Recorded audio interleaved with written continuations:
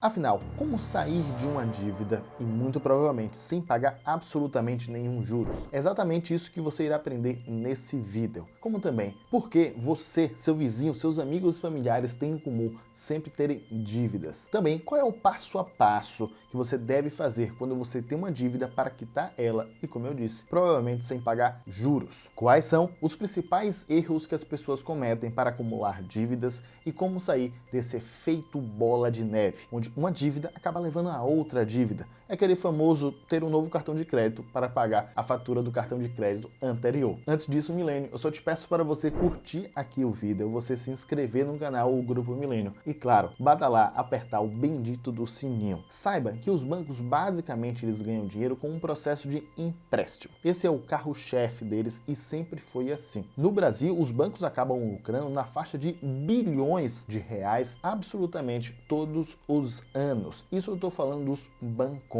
Até por isso, mais de 75% da população brasileira tem alguma dívida que seja. E esse processo de empréstimo acabou nascendo com esse nome banco. Foi em Veneza, onde os judeus eles ficavam sentados nos bancos da Praça de Veneza. Sendo assim, eles foram chamados de banqueiros. Eles emprestavam dinheiro a todas as pessoas que precisavam, isso sempre cobrando juros. E aí nasceu esse conceito do banco. E eu vou te falar uma coisa, Milênio, que pode ser um pouco contrassenso. Quem é que o banco ele acaba parando para ouvir e negociar, podendo não cobrar juros ou até cobrar uma taxa menor de juros? Você acha que aquela pessoa que o cartão de crédito acaba vencendo no dia 15 e ela paga dia 25, talvez dia 20, realmente atrasado, mas acaba pagando muito próximo ali da data de vencimento, ou até é aquela pessoa que o cartão de crédito venceu também dia 15, mas ela só veio pagar daqui a 3 meses para frente, ou até ainda nem pagou. Saiba que os bancos eles acabam negociando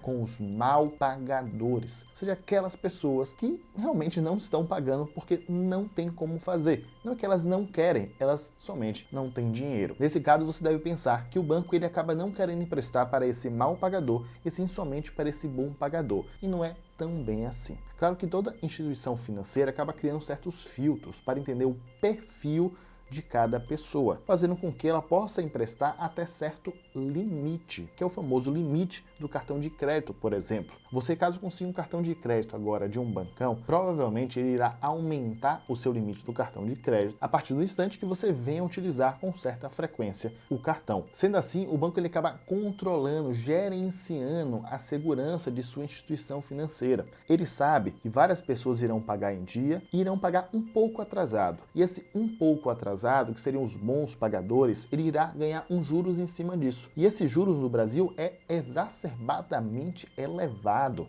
Ou seja, ele tem um fator de lucro muito alto aqui, que acaba cobrindo as despesas quem não irá pagar ele, e no final das contas ainda acaba levando ele a ter lucro de bilhões em cima de bilhões a cada ano. E todo bancão deve tomar cuidado com a confiança que o mercado financeiro tem sobre ele. O próprio Bradesco passou recentemente por algo nesse sentido, onde ele apresentou seus resultados financeiros e foi observado que várias pessoas deixaram de pagar o Bradesco muito mais do que já era corriqueiro. Isso fez com que o seu lucro diminuísse e o mercado financeiro acabasse olhando para o Bradesco com uma certa desconfiança ou com a menor confiança, fazendo com que os seus ativos se desvalorizassem frente ao mercado. Então, claro, o banco não sai emprestando para todo mundo, e sim de acordo a um perfil de cada pessoa. E no Brasil, você deve saber muito bem, temos pouquíssimos bancos em relação aos países desenvolvidos, por exemplo. Na crise de 1929, acabou falindo mais bancos nos Estados Unidos do que existem hoje em dia no Brasil.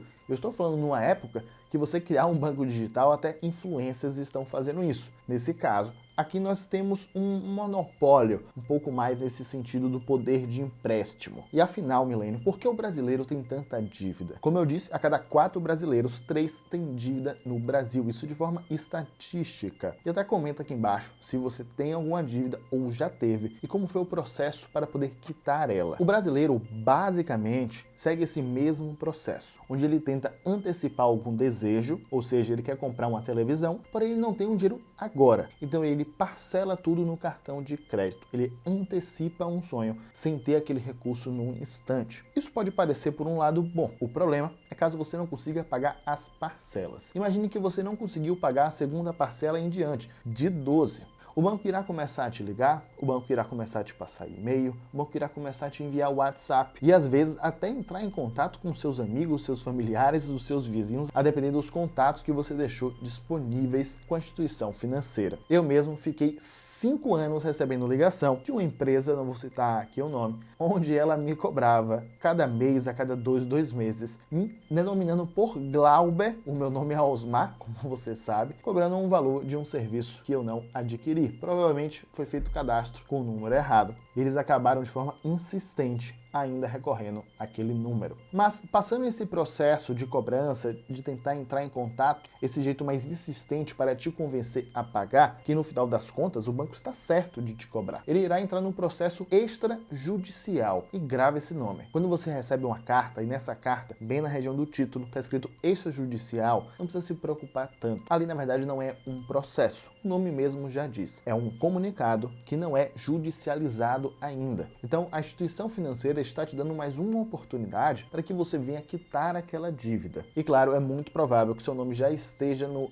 SPC, no Serasa, dificultando muito a sua vida, porque será mais difícil abrir conta em algum banco digital, será mais difícil você pegar um novo empréstimo. E hoje em dia no Brasil você até pode ter a carteira de motorista suspensa, ou seja, uma medida coercitiva para tentar obrigar a você pagar o empréstimo. E após todo esse processo, caso você ainda não consiga pagar mesmo assim a sua dívida, o banco irá tentar a última cartada, que é colocar na justiça para que dessa forma você venha efetivamente pagar o devido. E nesse instante você tem que ter mais calma, Milênio. O ideal é que nunca chegue num processo judicial, que você tente resolver antes disso. Até porque chegando num processo judicial, irá envolver advogado, irá envolver uma certa burocracia que com certeza não será bom para você principalmente. Sendo assim, observe esse passo a passo para poder evitar chegar em um processo judicial e que talvez você consiga quitar a sua dívida sem pagar juros. A primeira coisa é que quando qualquer instituição financeira te ligar para poder cobrar o que realmente é devido, lembre-se que você, na teoria, que está errado, que acabou não pagando a dívida, independente pelo motivo que seja, ou porque você perdeu o emprego, ou porque você acabou não se planejando direito, ou acabou gastando demais. Mas no final das contas, é preciso admitir,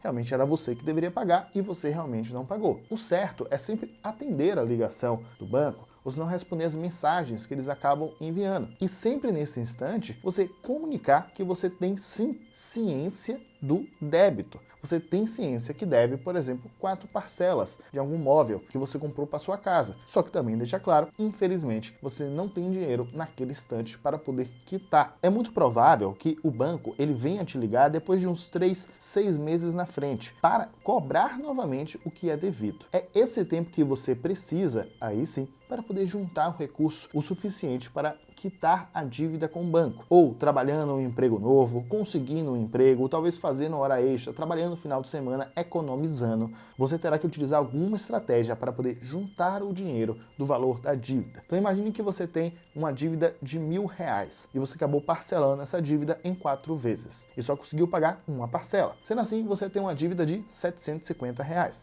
O banco ele te ligou te cobrando, você informou que tem ciência disso, só que falou que não tinha condição de pagar agora. O banco acabou te ligando 3 meses depois. Qual o seu papel durante esses 3 meses? Juntar pelo menos R$250 cada mês para que quando o banco te ligue novamente, você tenha dinheiro para poder quitar aqueles 750. Só que tem um pequeno detalhe. O valor da dívida agora não é mais 750. E sim 750, por exemplo, vezes 10% de juros, ou seja, R$825. Claro que o banco irá te cobrar o que tem em contrato, ele irá te cobrar os 825, mas você juntou somente 750. É esse posicionamento que você tem que ter com a instituição financeira. Você informa que sabe que ainda está devendo, mas que você tem somente o valor bruto, o valor que você parcelou, sem nada a mais. E agora que inicia realmente um processo de negociação. O banco irá tentar de qualquer maneira te cobrar os juros. Mas quanto mais passa tempo e mais você alega que tem somente o dinheiro do valor bruto que você acabou parcelando e não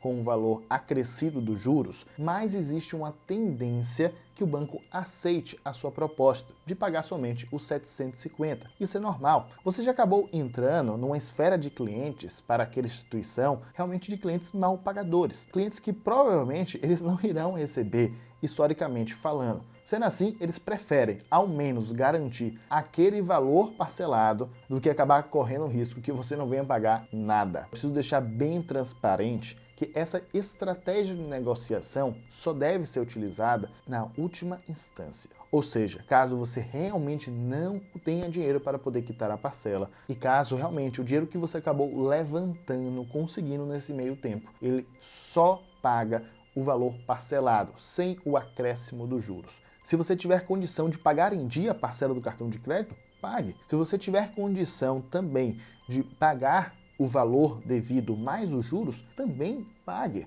Até porque isso está em contrato, mas caso não, existe esse processo de negociação. E vale dizer que não é certo necessariamente que o banco venha ceder. Ele pode acabar não cedendo, devido ao seu histórico, talvez. Sendo assim, ele pode querer em algum momento ir para um processo judicial. Com isso, nunca se planeje para dever o cartão de crédito. Nunca se planeje para necessitar fazer essa negociação. Nunca se planeje em dar nenhum tipo de calote a nenhuma empresa que você venha comprar um produto ou até alguma instituição financeira que você pegou algum dinheiro emprestado. Eu sei que tem cartão de crédito que acaba te cobrando 300% de juros no ano. Eu compreendo. Mas a verdade é que quem passou aquele cartão de crédito foi você e não o banco. Sendo assim, você precisa definir certas estratégias para se blindar e evitar esse efeito bola de neve que as dívidas acabam criando no brasileiro. Eu vou falar de um dos 3 erros mais comuns que todo brasileiro comete. O primeiro é fazer uma dívida para poder quitar uma dívida anterior. Os meus pais mesmo passaram bastante por isso. Eu me lembro que quando eu era criança, eu acabei olhando a bolsa de minha mãe e tinha mais de 10 cartões diferentes, muito mais na verdade,